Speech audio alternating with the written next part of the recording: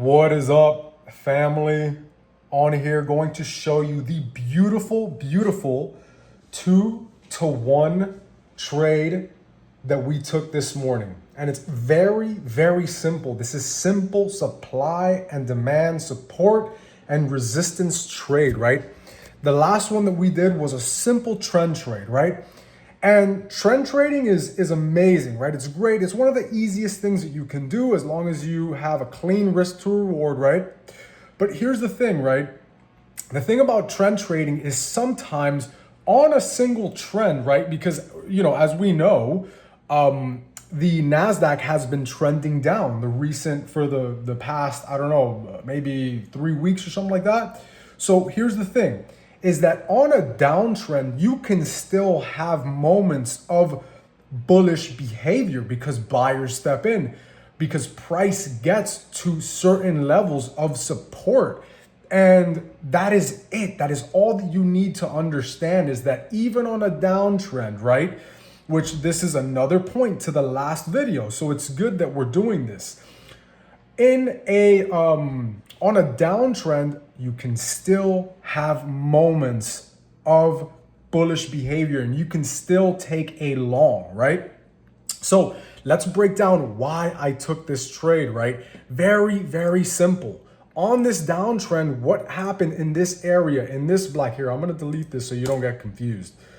What happened around this area here? I want to highlight this area specifically, right?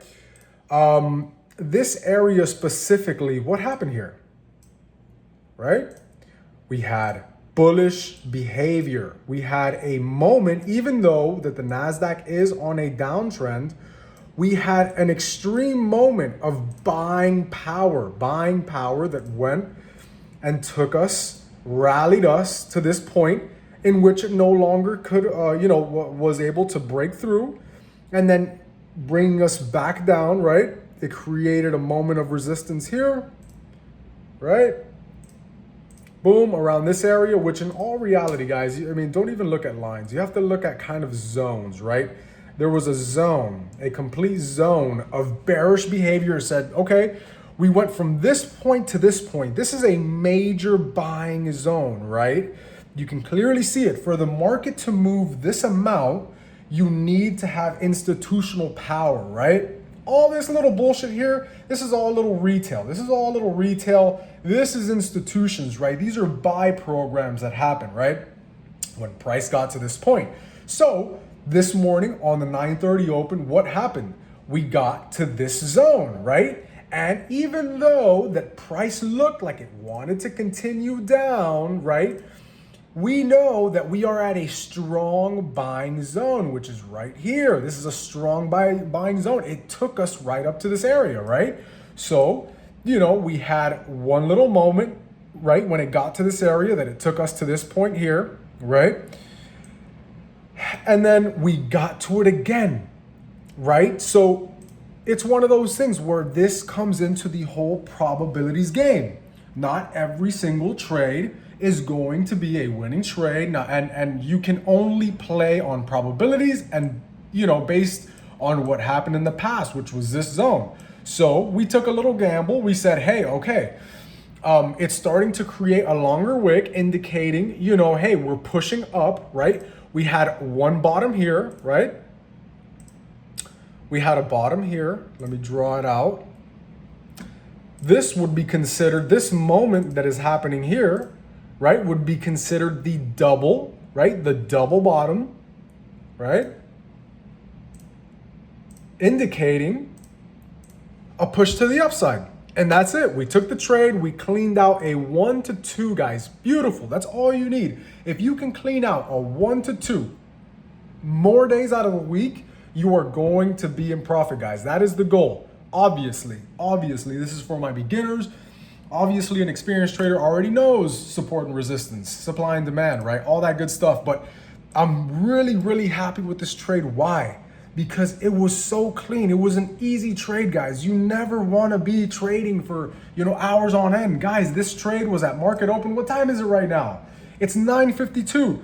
This trade took about 1, 2, 3, 4. This took about 20 minutes to play out. Boom, we closed it, we're done. We can step away, that's it. So this is my goal, right? This is my goal every single day. In and out. We closed it, and guess what? It's still pushing. It's still pushing. We could have held it, but our rules say we're looking for a 1 to 2, right? A 3 to 1 max if we see real bullish behavior. But in my mind, we know that the NASDAQ is on a downtrend. So getting this bullish behavior, I'm only looking for a 1 to 2. If I was selling, if I was in a short, I would be looking for a 1 to 4 because I know the probabilities are more likely for the sell, to really push. So I'm gonna hold that trade a little longer, right? So just keep that in mind, guys. I just wanted to show you this super simple support and resistance trade. We caught beautiful support at this area here, right? I'm gonna draw another. Look at this beautiful support trade, right? Boom, we caught an area of support, wrote it up. And we actually put our stops at the last low. That's something that I forgot to mention, which was our stop is not placed under the initial long wick. It's actually placed at the last low, right near it. So keep that in mind, guys. Super, super simple setup. And that's all I want to show you. I do not want to complicate things for you. Trading does not need to be complicated, guys, because at the end of the day, it is not your fault. Sometimes it's your fault. It's your fault if sometimes you jump in too soon. It's sometimes your fault if you don't wait. If you're, trading pre-market, if you're trading in a time where, volume is not good, all of those things are your fault.